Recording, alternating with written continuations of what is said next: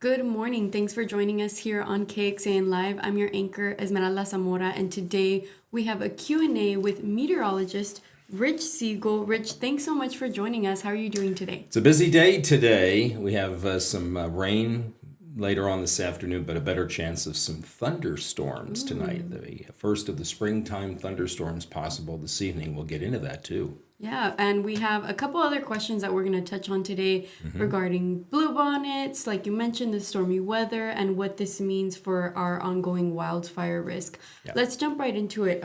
Your first question is, how do you determine how much rain will be measured? We look at the rain movement and the intensity of the rain that is oncoming. And in the case of tonight, this is our Sunday night, early Monday morning outlook. And we're seeing the potential for some heavy rain coming out of the hill country, not necessarily in all of the hill country. And so when I created this graphic this morning, it was based on, as we'll show you in the upcoming graphic that I have, it was determined that my best guess for this is that we would measure about 1/4 to 1/2 inch. This was my guess. You know, sometimes the numerical models that we show you are way overblown. And so with the rain that's coming Thursday, Friday, we're holding off on talking about how much precipitation we could get because what we're seeing are like 1 to 2 to 3 to 4 inches. And I'm not going to show that graphic because then people think, oh my gosh, these are going to be drought busting rains. But in the case of the short term, the forecast period that starts at around 3 o'clock this afternoon until 3 o'clock Monday morning, I determined based on the algorithm and also on where the heavy rains are likely that it would be in the Lampasas, Burnett County area eastward would see anywhere from 1/4 to 1/2 inch, but there would be some isolated totals that might be higher than that. Wow. And when you get so close to the rain that we're forecasting today, how far out is it the hardest to determine how much rain we'll have? The further in time you go, it's more of guesswork than anything else. It's like throwing a dart against a dartboard, seeing where it lands and using that as the basis for your precipitation total. I don't think, first of all, I've often said that the further out in time you go, the accuracy rate of a forecast diminishes significantly. And I think everybody maintains this demeanor. And so we'll start showing the Thursday, Friday rain totals maybe tomorrow, definitely by Tuesday, but we are confident of the rain. It's just determined how much of that will be heavy downpours or just light stuff. You know, just because it's a 70% chance of rain doesn't mean you're going to get a torrent of water. It just means that there is a good chance that there will be at least 1/100th of an inch of rain measured in 70% of the viewing area. Tonight's rain probability is 50%, and that may go up when Tommy House gets in later on today. Yeah, and we might see a big amount of rain to help us here in Central Texas, but we might not. We're hoping. Yes. So our second question that we're jumping to is, will this be a good year for bluebonnets? In the eastern part of the state, yes, because there's been less of a drought in the eastern part of Texas. Now, here at home and going out further to the west, the fact that we've had the ongoing drought has really put a dent in how much of the wildfire, and we're talking specifically about for the most part, people want to know about the bluebonnets. Yeah. And, you know, I will see some, you know, I've seen some in some of the areas that I would normally be seeing them. The access road on I-35 southbound between Riverside and Woodland. There's a little field over there that I always use to take pictures. And then there's another field on Woodland Avenue. But it's predicted by the Lady Bird Johnson Wildflower Center experts that the wildflower season this season is not going to be as pretty. I don't want to use that word. It's not going to be as pronounced as it has been in the past.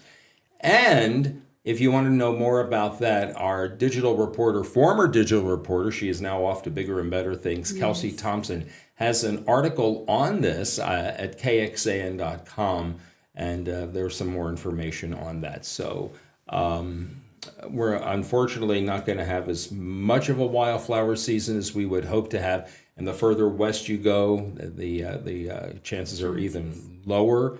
But off to the east, where they've had a little more rain, the bluebonnets and the wildflowers will be thriving. How was our bluebonnet season last year? Do you remember? Very good. It was very good. Great. Yeah.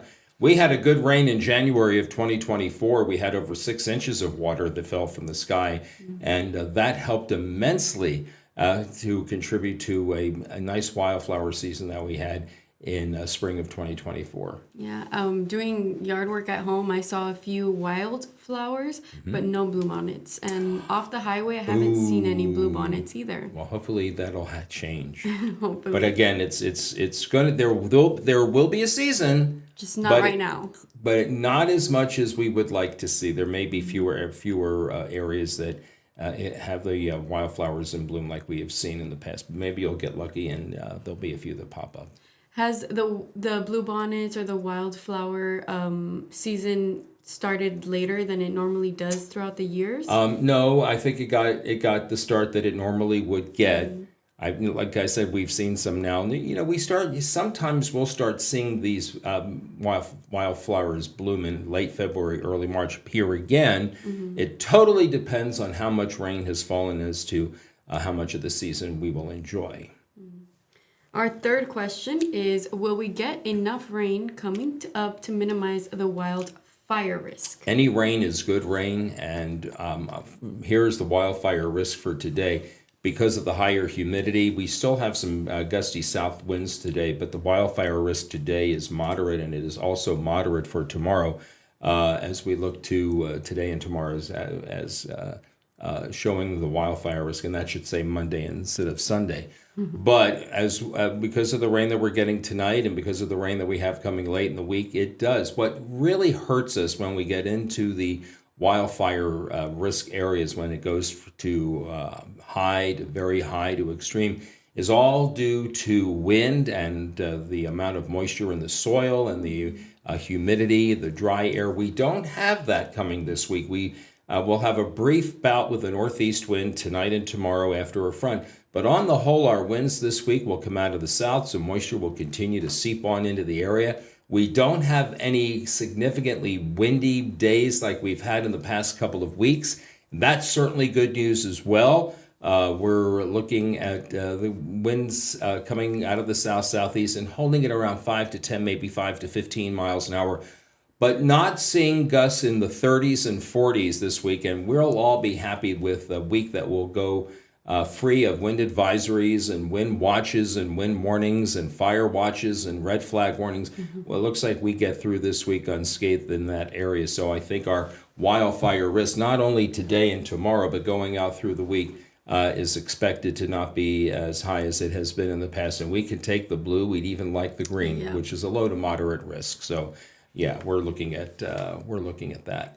And just a couple of days ago, this map looked a lot different, a lot of extremeness around the Austin area. Yes. I'm glad to see it Let me in go that back to blue that. area now. Yes, we were in that high to very high and at times extreme. Most of the extreme in the early part of the week was area wide, and then as we got further into the week, it looked like we were seeing most of the extreme where the drought is worse in some of the hill country. Well, what about our clouds? All right. Now, we're looking at some light rain to begin in the area after about 3 or 4 o'clock. We're going to be cloudy most all day today. There'll be a few breaks in the clouds, but it's this evening where we are seeing the onset of thunderstorms, and they'll be scattered and numerous in nature. We've got a cold front that will be moving into Lampasas, Llano, and Mason counties between 7 and 8 o'clock. On this update, we continue to see by 10 o'clock the showers and thunderstorms still along the front, primarily across parts of Milan, Williamson, into Travis, Hayes, Caldwell, Western Bastrop, and Blanco counties. On this update, we're still seeing the potential for heavy rain. And then by midnight, we're looking at the storm starting to weaken across Caldwell and Bastrop County, but still a little bit active in parts of Fayette and maybe even the south and southeastern parts of Lee County. And so going back to the question about, let me go and see if I can get back in time here. Going back to the question that we had about how do you determine how much rain will fall? You see where we're looking at this area shaded in reds and oranges, indicating the potential for heavy rain. So it was based on what we saw here and how we have seen this develop in the past. And I always go conservative on these estimated rain totals because I don't want to blow it out of the water, but we're looking at about a quarter. I'm going to go, again, a quarter to a half an inch and hope that we get more than that. Now, the other thing that we are factoring in tonight, and by the way, tomorrow morning, a few scattered clouds, and then we'll be sunny on Monday. So another bright day for not only tomorrow, but for Tuesday as well. But here's the bigger story. Late yesterday afternoon, the Storm Prediction Center indicated a marginal risk for severe weather. It was only really at that time for Milam County. But then late yesterday afternoon, it expanded that marginal risk. And that's the darker shade of green for eastern Burnett, northeastern Blanco counties, and then across into our I-35 viewing area, essentially from Wimberley to Kyle northward through Travis, Williamson counties, and on into most of our eastern counties. And this has the potential, according to the Storm Prediction Center, we could get some hail up to the size of a quarter. That's 1 inch in diameter. We might see some gusty winds in excess of 55 to 60 miles per hour. Honest to goodness, I think we will have some gusty winds and we may have some small hail just based on what I'm seeing in this current forecast period. So just brace for that. We'll be happy with what rain we do have, knowing that after a couple of more days of dry weather, we get a little rain on Wednesday and then a much higher probability of showers and thunderstorms on Thursday and Friday. It's 9:47. I got about 3 minutes left that I can spend with you. So I want to talk about the blog that I wrote that just published today, and it's called The Influence of a Changing Climate Even in Winter. You know, we partner with the good people at Climate Central. They are a very big watchdog on the changing climate and global warming and things of that nature. They created this Climate Shift Index, which you can read about on the blog. And it talked about their study this week talked about how especially if you'll scroll back the other way into that map that you see right there, that in the southwestern and western parts of the United States there has been a greater warming using a period of 2 and 3 week days worth of days, not consecutive. 14 days in part of the study, 21 days in part of the study as well. And it determined that the winters of people were affected by the warmer winter seasons, which tells us that climate change is not only taking place in the spring and summer, but in the warming winters as well. And this is a time period, this particular study, from December of 2024 through February of 2025 in what we call meteorological winter. And there it showed about how they studied 247 cities and 38% of them did have warming, but that was not necessarily the case in Austin because we did have a warmer than normal January. Still cold. A warmer than normal December, but it was cooler than normal for January and February, so it worked out that the difference was only 0.6 of a degree. Anyway, so that is my blog for this week. Again, that we're seeing a little bit of warming during the winters as well. And winter is now becoming, except for here, the fastest growing of the 4 seasons here in Central Texas. It's still summer. Summer is still king. Yes. Well, that blog post is on our website, kxan.com. If anyone would like to go to the homepage, you can find it really quick. Thanks for joining us here, Rich. Thank you. And we'll see you on air. In about 10 minutes. Have a good day, everyone. Thank you.